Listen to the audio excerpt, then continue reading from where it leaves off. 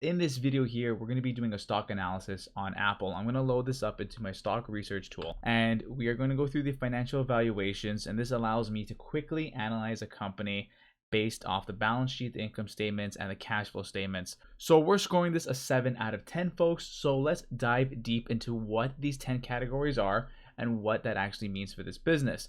Diving into the first box here, this is our PE ratio over a 5-year average. We're sitting at 23.49. Now we want this number to be underneath 22.5. If they can justify the growth that they've been having over the last 5 years, then this number wouldn't bother me so much. But so far, we're sticking at a 0. Our current ratio is at 0.93. Now, folks, we want this number to be over 1.5. What that allows us to see here would be that this company has enough assets on hand to cover their liabilities. At 0.93, folks, it's not looking great. Return on equity average, an incredibly high number, sitting at 78.13%. We want this number to be over 15% ideally, and we have that. And if we just take a look at our trailing 12 months category in our company metrics section here, sitting at 152%. These numbers here are phenomenal. This is where Apple's going to get a lot of points. As well as we move into our EPS growth, we're sitting at a 467% EPS growth over the last 5 years. So as a shareholder, if you own this company, you should be very happy. And if you're potentially looking to invest into this business, it's comforting to know that the earnings per share has been increasing over the last 5 years. Now, where they are going to get docked some points is their debt to equity ratio. We're sitting at 172%, and we don't want that, folks. We want this number to be below 50%. Now, that would indicate to us that the company's leverage in terms of building the business is directed through equity and not by taking on debt. So with a high percentage point like this, that indicates to me that the creditors has a pretty strong hold on them. And with interest rates rising, as the feds have announced, this could be somewhat troublesome for the business. With Apple, I don't see it as a huge deal. They are a massive corporation. I believe they can be able to take on their debts. However, we like businesses that have a decent margin of safety, so under 50% would be ideal. Moving on to the second half, Apple is crushing it on all fronts. We got green across the board, points awarded all around. Share dilution is going down at negative 3.75%. That means they're buying back share, folks, which indicates that you, as a shareholder, are going to be owning more of the business. We want to see this number decreasing. We have that, or at the worst, staying the same, but we don't want to see them adding more shares. So awesome on Apple.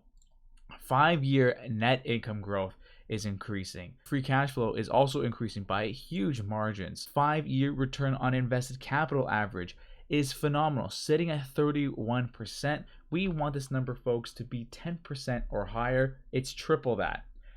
And if we just dive into our company metrics category for a quick second, just divert your attention over here, we can see that it's sitting at 53.50. And when you see numbers like this, you should get excited because they just know how to make money. On the first half, I've talked about them having debt. On the second half, I'm talking about them having money. Now, listen, this high debt to equity ratio, as I said, it could be concerning because as interest rates rise, and listen, when you have a tech companies just love to borrow money. And when money is super cheap to borrow, why not just take advantage of that? But as interest rates rise, that could pose a different threat. But however, this amazing return on equity, return on invested capital, you know what? It helps out balance out that score a little bit. And our 5-year revenue growth has grown by 11%. Now, look, for a $2.5 trillion market cap company, this is pretty amazing to see. 7 out of 10 for Apple. And look, we're really docking at points at the 5-year PE ratio. Not that bad. And we are paying out a small dividend, and at 0.58%, which it pays out to be $14.5 billion, easily covered by our 5-year average free cash flow at $68 billion, and our free cash flow trailing 12 months is 105, over our 5-year average. We are up on our profit margins. Full disclosure, folks, I own shares in Apple. Personally, don't own any products. I'm not a huge fan of just diving into one ecosystem. I just like having a mixed bag of whatever because that's just the way I roll. Apple as a company is phenomenal of what they do, of having a strong brand moat. That is their biggest selling point, because once you get hooked onto one of their products, you're most likely gonna get hooked on the remaining ecosystem. I'm very impressed where the business stands. I mean, I have to be. Listen, I own this business, not at this price.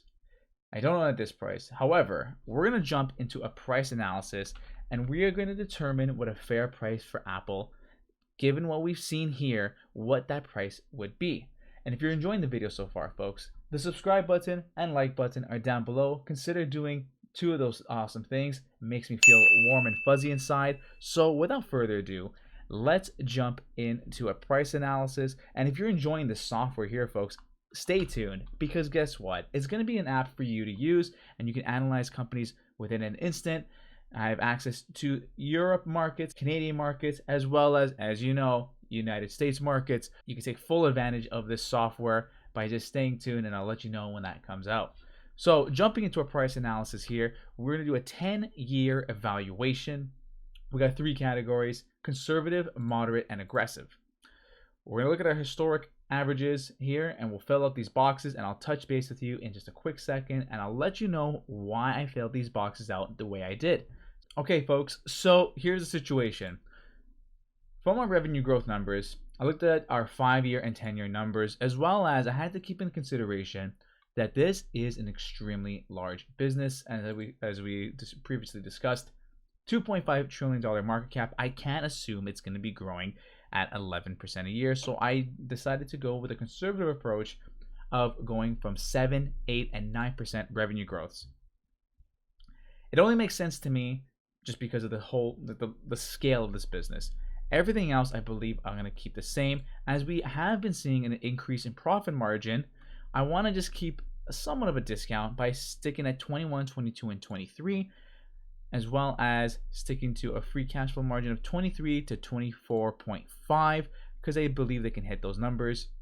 Price to free cash flow underneath our 20 mark at sitting at 14, 16, and 18, as well as a PE ratio sitting at 14, 16, and 18. Over a 10-year period, I feel like I could possibly get away with 12, but this seems somewhat more accurate for a tech company that after 10 years, and